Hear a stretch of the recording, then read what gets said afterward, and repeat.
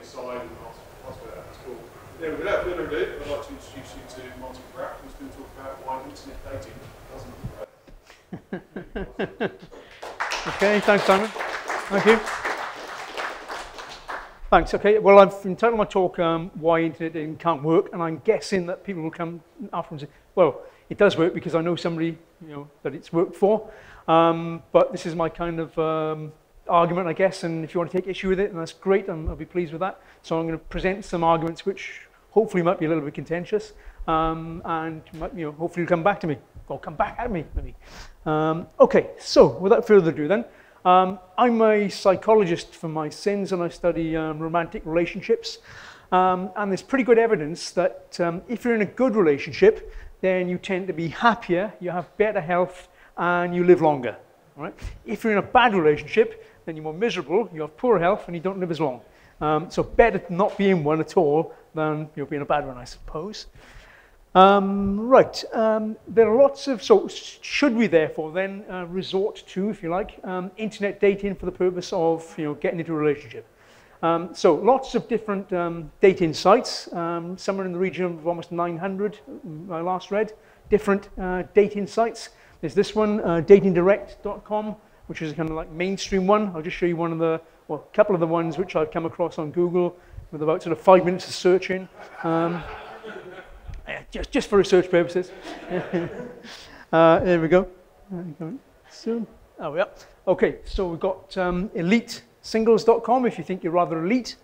Uniform dating if you like somebody who wears a uniform, like dressed up as a policeman or a nurse or whatever, some kind of thing. Christian singles, okay, like niche market. This one here, uglybugsball.com. So if you are kind of, nobody here, but if you are really kind of ugly, okay, you are like maybe more than 2 standard deviation points off the sort of norm of sort of attractiveness. Okay, this is a site which can be used. In all seriousness, then if you were that ugly, I suppose, you didn't stand much chance in the sort of open dating market, then then this site might be for you. If you have a look at that, then you might kind of see what I mean. I'm not going to talk anymore about that. Okay, some other ones, glutenfreesingles.com. We've got Bristler, so if you like people with beards, okay, Bristler is a site for you. Amish online dating, I don't quite know how that works because I didn't think they were allowed to have computers. And this is one of my favorite ones, I capped in it says for your first mate. Okay. Okay, so a couple of arguments then as to why it doesn't work or why I'm arguing it doesn't work. Okay. Firstly, in online dating we make bad decisions. Okay. If I can sort of construct this in a sort of more kind of personal way, maybe if you go to a club or a party or something, okay, you might meet somebody you think you like, you might spot them across the room, there's one person you think you like, and you value that one person. Do you like them or not? Yeah? I don't know about you, but I rarely go to parties or clubs where there's like loads of different women who all crying for my attention. That doesn't happen. There's like one every couple of months, and if I'm lucky. Okay? In online dating, we're presented with, so much choice, aren't we? If you're a lady, lots of guys there. If you're a male, lots of females to choose from, so you think. Okay? If that's the case, there's a sort of phenomenon called the paradox of choice, that if you've got so much choice, okay, then we tend to make lazy decisions, we tend to evaluate more, we don't decide as we might in sort of like normal life, okay, on the basis of one person at a time. There's lots of different people, and we tend to sort of prioritize them and do this type of thing, which maybe we wouldn't do in real life. Okay, so on online dating sites, we've got so much choice that we make poorer decisions. There's even a phenomena called, you might have come across it, called over-Googling for things, such as normally if you want to buy, let's say, a washing machine, you go to the shop and you think, right, I want that washing machine. If you Google washing machines, you're often sort of surprised by what's on offer, things which you didn't consider. Same kind of thing in online dating. Okay, so we're presented with so much choice that maybe we make bad decisions. Secondly, our impressions might be sort of a little confused, because when we meet somebody face to face, we are given lots more information than we are in online dating. Okay, so in online dating, we don't get the true picture. There's lots of things, connecting with people, such as maybe how they move, how they smell, how they talk, which we don't get through online dating. So we are presented with a more of a kind of two-dimensional picture. Okay, in online dating, we don't get the full person. So really, it's an introductory service. It's not a basis upon which to choose somebody. Okay, in online dating. Okay, thirdly, my third argument why it doesn't work is matching algorithms. Lots of dating sites, eHarmony is one, who say we're not a dating site, we are a relationship site, and they will ask you to fill in lots of tests, and they argue that they can match you up with somebody who is similar to yourself.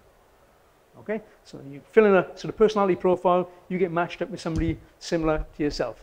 Okay, all of these dating sites who say they're going to do this, okay, they've not published or they've not given any data or given any sort of information to mathematicians, statisticians, psychologists, okay, in order to sort of independently validate whether these matching algorithms actually work. Okay, I was looking at something the other day, and your expectation of liking somebody, okay, accounts for as much of the variation in actually liking somebody as being told that you like somebody from a real sort of matching algorithm. So in other words, if somebody says that you're matched up with somebody on the basis of what you fill in as a personality profile, okay, that might account for something. But if you're just told that you should like somebody, that will make you like somebody just as much. So matching algorithms, there's no evidence to suggest that they really work. Okay. More likely, people who are sort of similar and familiar with each other are more likely to like each other. I don't know if these people are sort of similar. Maybe not. Maybe not. Okay. So more likely then that if you use a dating site which caters for your shared interests. So if you go into sort of flyfishingsingles.com, somebody else is on that one, somebody similar to yourself on that kind of dating site, that's the kind of best you can hope for. Okay, matching algorithms, not really going to work. Fourthly, people are not often what they say they are in online dating. Okay. So for example, my Facebook picture, that's my Facebook picture there. Okay, so you can put up any kind of photo you want. Lots of people think, I put up a photo of myself in online dating, photo of myself from 5 years ago. Have I changed that much? Nah, well, afraid you have. So people tend to use maybe photos of themselves which are a little bit old. Okay. Monica Whitty did a little study on, a little study on this, how people, they use the polite word, misrepresent themselves in online dating. Okay, in terms of photograph, males 6.7% of the time, females 46.7% of the time. I've gone back and checked that several times, that figure is actually correct. That doesn't mean people lie, it doesn't mean they put up pictures of George Clooney when they're not, but it means that they might select a picture of themselves which doesn't really represent themselves at this time. In terms of relationship status, males misrepresent themselves 13.3% of the time, compared to 6.7% for females. Age, weight, socioeconomic status, interests. Okay, so all those kind of things are misrepresented. So people kind of twist the truth a little bit in online dating. Okay, you might argue that if you met someone in a pub, they might tell you that they're a musician or a professional musician or a pilot or an A380 or something when they're not. They could tell you that, couldn't they? But certainly people are more likely to misrepresent themselves in online dating. Furthermore, people operate dating scams as well. Not people, but criminals operate dating scams. There's a lot of stuff in the press at the moment about people being scammed out of money through online dating. Okay, and there are ways to tell maybe if you're being scammed. Okay?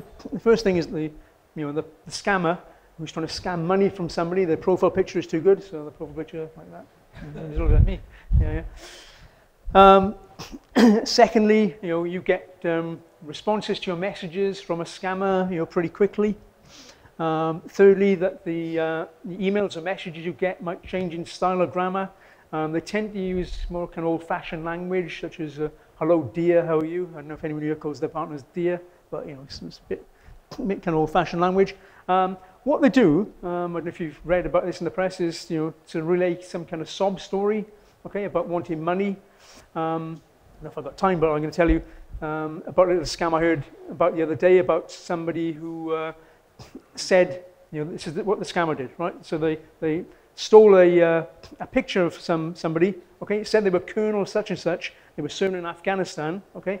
They kind of groomed somebody online and said, oh yes, you look very nice. And the person goes, oh really? Oh yeah, you look really nice. They're chatting for ages, and then the scammer says, well, I'm coming home from Afghanistan for Christmas. We'd like, perhaps we could meet. And the person goes, oh great. Trouble is, I need maybe like £50 for a release paper. Can you send me the £50 because I don't have the cash right now? Yeah, okay, I'll do that. Yeah, if you just tell them that you're my fiance, oh, I'm his fiance. Oh, great. So, wheeled in a bit like that. Send the £50. So the scammer's saying, right, okay, and I'm a bit short of cash as well. I need money for the airfare. Can you send me like 1,000? But he's coming back, okay, so I'll send him £1,000, okay? And this is where it gets more ridiculous, okay? So we send £50 for the release papers, send £1,000 for the airfare, and then you get another message. I was on the way to the airport and I was kidnapped by the Taliban. Okay? I need £3,000 for ransom release. As if the Taliban would kidnap somebody and put them in a cell and say, oh, you're in the cell, but the Wi-Fi password's on the wall here if you want to, So yeah, anyway, released by the Taliban, okay, on the way to the airport again. As luck would have it, I was involved in an accident. I'm in hospital. I need £5,000 for, an operation, and people just keep on sending the money. Okay, so it's, that's the kind of thing they're doing. They use two psychological techniques called foot in the door technique, which is sending, can you send me £50 first of all before sending more money? Okay, that's called foot in the door because if we part with a small amount of money, people are more likely afterwards to part with a larger amount. So it's called foot in the door. Part with the £50 for the release papers, then they part with the £1,000 for the airfare. And what's called cognitive dissonance as well. They say, well, if you love me, you send me the money, because we all would do that, wouldn't we? If you love somebody, you do things for them. If you don't do things for them, you can't love them. You can't have your thoughts sort of out to kilter in any way. Okay, if you love somebody, you must send them the money. So they kind of pray on that. If you love me, you'd send me the money. Okay, so you might be scammed online dating. Okay, fifthly then, you need to be aware of online chat in some ways, because online chat is different to sort of face-to-face chat in as much as people disclose information more freely, okay, and we get reciprocal disclosure back. People disclose information, the other person discloses back, and we do this far quicker and far easier online than we do face-to-face. It's called hyper-personal communication. People disclose more information more quickly online than they might face-to-face. Might end up being, leading to what we call the online love illusion effect. People actually think and have reported that they have fallen in love with somebody online because of the disclosure, because we are more likely to like somebody who discloses to us and to whom we disclose than people we don't disclose to. Okay, so that gives us that kind of impression that we're in love with somebody, even though we've not even met them. And people have reported that they've fallen in love with their online, dating buddy, okay, before they've actually met them. Sixthly, it's not a quick fix. Okay, so if you think, oh, I was in a relationship and it's all ended, oh, I know, I'll go into online dating and it'll all be great. Okay, it's not a quick fix. It does take time.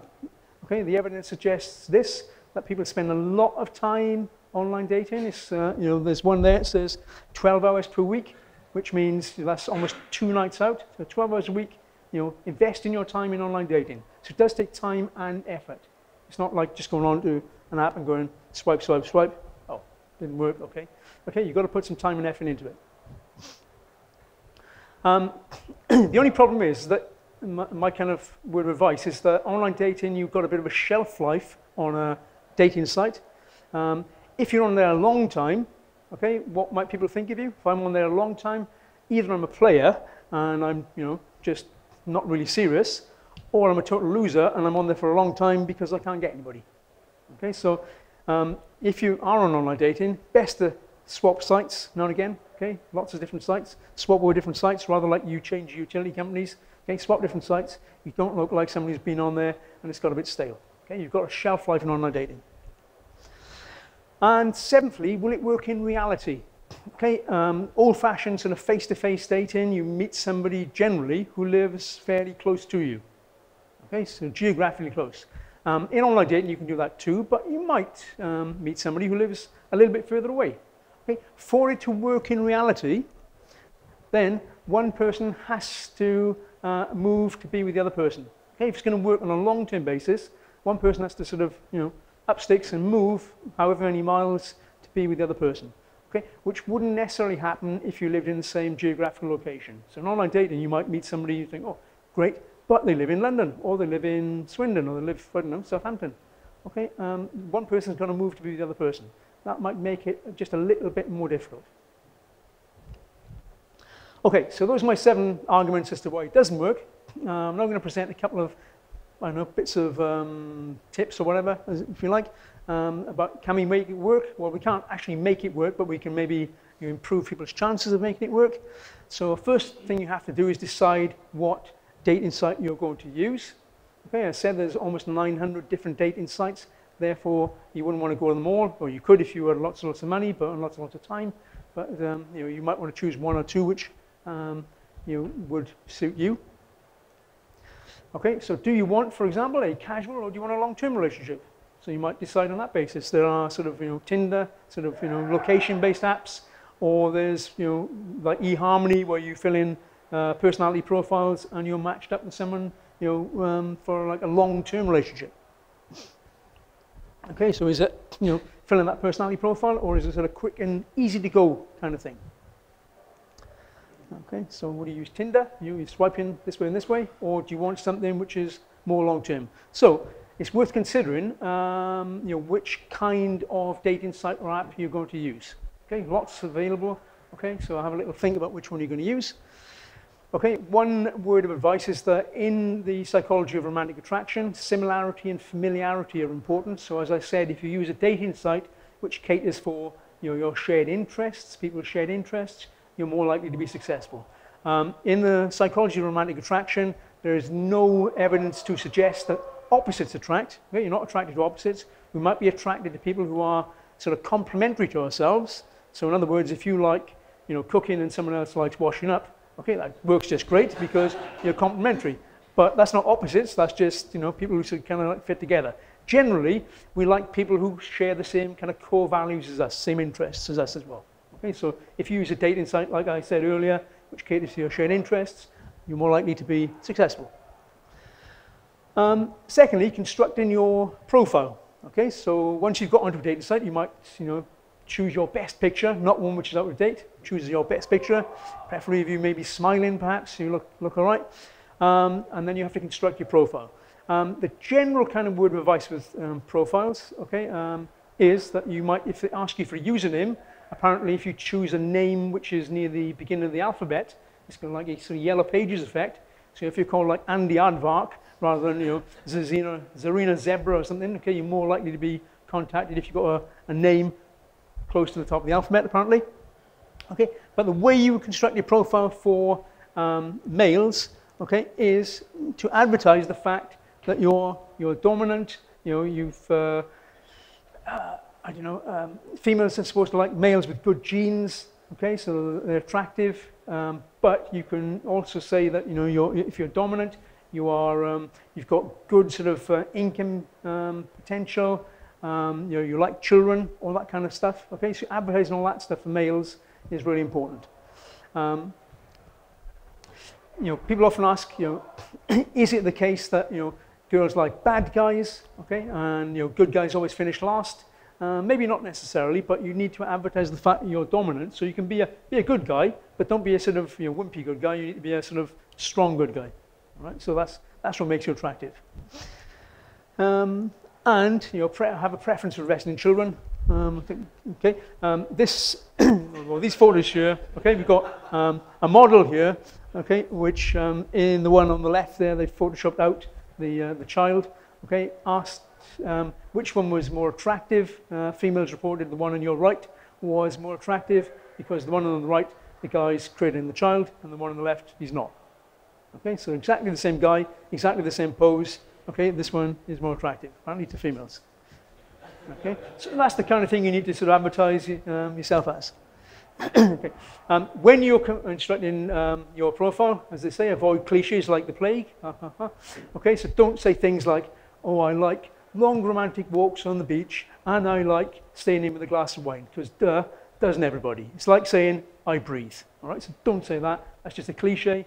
You need to say something about yourself which is original, which makes you stand out. Okay, so avoid those cliches, avoid the things which everybody kind of really likes. I like traveling. Well, most of us do, you know. I like going out for meals. Yeah, so we do. All right, so don't say that. Say something, you know, quirky, individual about yourself. Okay, thirdly, making decisions. Okay, so when you are, you know, you've chosen your website, you've constructed your profile, you have to make decisions about other people's profiles. Okay, Eli Finkel says that, you know, you should limit yourself, as he says, to a manageable set of candidates. I like the word candidates there. So, you know, so you don't sort of look at people and think, oh, I have a list of like 20 people I'm trying to decide between. Okay, make it kind of, you know, a manageable list. If you, as I said earlier, if you've got too many people, okay, the paradox of choice sort of kicks in. You're trying to decide between them, and that's not good. Just limit yourself to a reasonable number. Okay, avoid what we call an assessment mindset. So in other words, please don't go on with a list of desirable characteristics. You know, think before you've even met anybody, what I want in a partner is, okay, and you've got a list of sort of 20 things. You know, no, don't do that, because I'm sure we've all met people in the past that don't really conform to what we think we want, but we still like them. Yeah? Okay, so it might be that's the case. So avoid that kind of assessment mindset. Don't sort of, you know, have a list of things and tick them off on that basis. Just, you know, we say, just try to imagine what, you know, who you'd have an enjoyable interaction with. You know, and be open-minded. So if somebody comes along who doesn't conform to your criteria, then, you know, be prepared to be open-minded and, you know, choose them if need be. And finally, don't give up or don't take things too personally. You know, people, you might send somebody a message and they might not reply. Well, you just got to keep on at it. Okay, so don't take things personally. You know, there's, as they say, there's plenty of people out there. So don't take it personally. If you get a message back that says no, thank you, you know, don't like you. Okay, well, just move on to the next one. Okay, so you might get to the stage then where you've evaluated somebody's profile. They like you, you like them. So you might, before you actually meet, engage in a little bit of online chat. Okay. One thing about online chat you can do to make yourself more attractive, as I said, you can't tell a lot about somebody through online dating. You can only see what they look like, what they say they like, and you can engage in a bit of sort of text-based chat, perhaps. So one thing people like is good sense of humor. Okay, there's an abbreviation for this in online dating, as there was in personal ads before the advent of online dating. GSOH, good sense of humor. We all like something with a good sense of humor. And the way it works is this. Upon Eric Brester, is that humor production is preferred by females. Okay, so females like to be made to laugh. Okay, humor appreciation is preferred by males. So guys, we are a bit more egotistical. We like people to laugh at us if we, you know, not with us, not at us really, but you know, we like to be in control and making people laugh. Okay, generally, I guess we all like our humor to be appreciated, but you can exercise that. You can do that in online dating, in online chat. You can sort of put a bit of humor out there, okay? Maybe make yourself seem a little bit more attractive. And if you're a female, you can go, oh, ha, ha, ha, that's very funny. You might be sitting there watching TV going, ha, ha, ha. But even so. Okay, and there's good evidence to suggest that is the case. Okay, this little study by Gramer and Ebersfeld says that when you look at what we call mixed sex dyadic interactions, in other words, chats between males and females, okay, it's the amount of laughter which is produced by the female as opposed to the amount of laughter which is produced by the male, which is more predictive of sexual interest. So, if you go to a bar anytime and you watch a male and a female together, okay, if she's laughing, okay, it's going great. If he's laughing, then it's not going to happen, right? So. Okay, the reason for this apparently, okay, according to evolutionary psychology, Jeffrey Miller, who says that humor is indicative of having creative intelligence. If you're creatively intelligent, you've got good genes. If you've got good genes, okay, that makes you more attractive and females want to be with you. Okay, that doesn't mean you have to go back and look at your book of dad jokes. Okay, when we say about humor, it means sort of spontaneous, creative humor rather than just knowing jokes. Okay, and finally, so you got past the chatting stage and you arrange to meet up. Okay, this is what you do when you meet up. Okay, you meet up quickly. Okay, so you want to be upfront with your intentions and meet up quickly. You don't want to be, unless you want to have a sort of a long-term online relationship. There's a friend of mine who it's a friend of mine really, not me, who was chatting to some girl on Twitter, and he was saying, "Oh, do you want to meet up?" And she's going, "Oh, no, I don't want to meet." So what's the point of doing that? If she's not going to meet, then go and do something else. But there we go. So you need to meet up. You want to meet up because that's what you want. Online dating is a kind of introductory service, really. So you want to meet up fairly quickly. When you meet, be decisive. Okay, people, especially males who are decisive. Okay, are more attractive than males who are indecisive. I had a friend a couple of years back who said, "Oh, I'm dating some guys who are firemen." Okay, now I don't know. There's not many females here, but firemen generally, people are attracted to firemen. Yeah, okay, so firemen are great. Okay, and she said this guy, when I went on a date with him, he'd go, "Oh, where do you want to go tonight?" And she said, "Oh, I don't know." And he'd say, "Oh, well, I don't know. Well, don't care. Don't know." He's a very indecisive guy. So he didn't. She went off him because he was so indecisive. So you've got to be decisive. Have some conversation, obviously, because when you meet somebody, just you don't want the conversation to die. So just have 6 or 7 pieces of conversation in your head, just to fall back on should the conversation through the evening sort of peter out a bit. So you need to have a little bit of backup conversation. You don't want the conversation. It's a bad situation if it all goes a bit quiet. Okay, that's a bit sad. When you meet somebody, don't interview them or interrogate them. Okay. An ex-girlfriend of mine, her mum, I went to the house once, and I'm sure she didn't like me pretty much, but her mum was saying to me, what's the population of Cardiff where you live? Oh, about 300,000? All right. How much did it cost to cross the Severn Bridge? £6.50. How far is London from Cardiff? What's the main industry in Cardiff? It was like a general knowledge quiz. It wasn't about me at all. She was just interrogating, interviewing me. Okay, that's not the way to be. Okay, and finally, be positive. So when you meet someone, you be decisive, you're positive. Okay, especially again for guys, you don't say things like, "Oh, well, what do you want to do tonight?" You have to say, "Hey, honey, I thought we'd go out for a meal tonight in my favorite restaurant. What do you think?" Okay, so you do that, you be positive. That's far more attractive than just asking someone else where they want to go. I'm just going to tell you finally my experience of online dating. I met someone through online dating just a couple of weeks ago, and I said, contrary to what I said here, "Where would you like to go tonight?" And she said, "Oh, should we go for a meal?" Yeah, we'll go for a meal. Okay, the next night I said, "Where would you like to go tonight?" And she said, "Oh, we'll go for a meal again." Okay, next 2 nights, okay, we go for a meal the next 2 nights, right? So, on the 5th night, I said, "Where would you like to go tonight?" And she said, "Oh, well, why don't we go and see that new movie about Bruce Wayne, the Cape Crusader?" And I thought, this is just dinner, Batman. So, hey. Okay, that's the end from me, so thank you very much.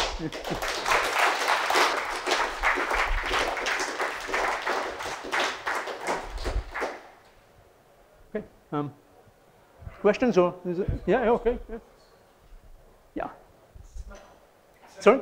Smell. Yes? You can't tell that online. You can't? Unfortunately not, you can't. It's said to be important in attraction. Smell is important for a couple of reasons. Okay, the way you smell. Firstly, symmetrical people. Okay, smell better to females than asymmetrical people. Okay, if you've got sort of chromosomal abnormalities, okay, it comes out in you looking slightly more asymmetrical. If you've got sort of healthy genes, you're more symmetrical. Okay, so symmetrical men, okay, are more attractive, and they also smell more pleasant than females. There's also, in terms of what we call the major histocompatibility complex, genes there, which are indicative of your immune system. Okay, people with complementary immune systems smell more pleasant to each other than people with similar immune systems, and that's quite adaptive, because if you breed with someone with a similar immune system, your offspring will have a weaker immune system as a result. So it's more adaptive to sort of have children with somebody who has a complementary immune system or dissimilar immune system, those people smell nicer to each other than those who don't. That's your question? Yeah. Martin, how does online dating handle the issue of attractiveness versus an actual long-term relationship? Because it's quite easy for somebody to be attracted to somebody. Yep. Even you might even be attracted to their interests, not just their looks. So it could be they look nice, we can maybe have dinner together for a combination. Yeah. But that doesn't mean that we've got a continued relationship. No. So how does the internet handle? Actually, I've got a relationship before that. How does the internet handle variants between that initial attraction and the deeper, more meaningful attraction, which, to my mind, perhaps relationships longer than years? People, I would say, need to be attracted to a certain extent. I mean, you can maybe meet someone you think is very attractive, and then when you actually meet them, they're not so attractive. Physically attractive. When you meet them, when you interact with them, they're not so attractive. Or people you think are not particularly attractive, you might meet them and they are attractive. Online dating really is an introductory service, I would argue. Okay, it's great because, despite my argument, it's great because it gives us far more opportunity to meet and potentially meet people. But it is an introductory service. You've really got to meet them. You've really got to interact with them before you can really think. I would say, really think. Am I going to spend a lot of time with this person? So I don't think it predicts necessarily long-term relationships. But then again, maybe the jury's out a little bit there because the internet dating is still relatively young. You can't. There's no evidence to suggest that somebody who's met on the internet has had a 30-year relationship or even a 20-year relationship. Does that answer your question? Or? Yeah.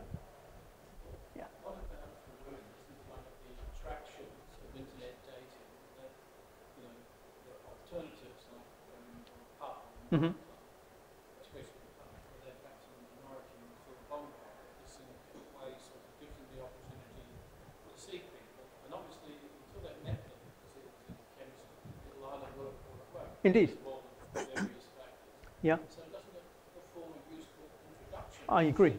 No. With some chance that you might actually get on. Yeah. So it does provide introductory service, and it does kind of cater for, I'm sorry to put this very bluntly, but the kind of like disenfranchised in the dating world. People, I showed you that website, which does exist, uglybugsball.com. People like that may never ever meet other people were it not for internet dating. People who are slightly older, people who are, I don't know, just not really in the kind of dating pool, as it were, okay, are more likely to meet people now through internet dating than they were able to before. So yes, I would agree with that.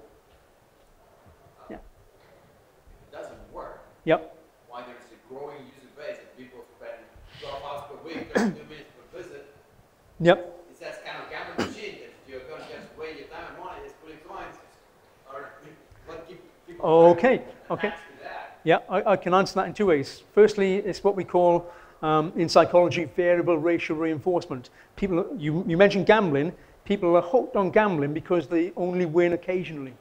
Okay, if they won all the time, they wouldn't do it because they'd know they could come back and win the next time.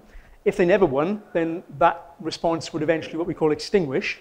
If you win occasionally and you can't predict when you're going to win, that keeps people reeled in a lot longer. Online dating, you don't know when you're going to meet somebody. You might meet the first person you've seen. You might not meet somebody for a couple of months, but that's the kind of reinforcement we get, which keeps us reeled in. And I guess if you think about the kind of business case for it, okay, then it can't really work too well, because if it worked perfectly, okay, everybody would be matched up within months, and then the business would be bankrupt, wouldn't it? So it has to work enough to just encourage people to keep coming back. Yeah. Your argument seems to be Yep. it's a numbers game. Right? So Absolutely. So internet, you've got a bigger pool. Yep. So when I met my sister club 15, 16 years ago, I don't know, I was going to get on with it, but I had a much smaller pool. Yep. Surely I can't see why it doesn't work. Because if you go, if it doesn't work out, I try again, try again, try again. Sure.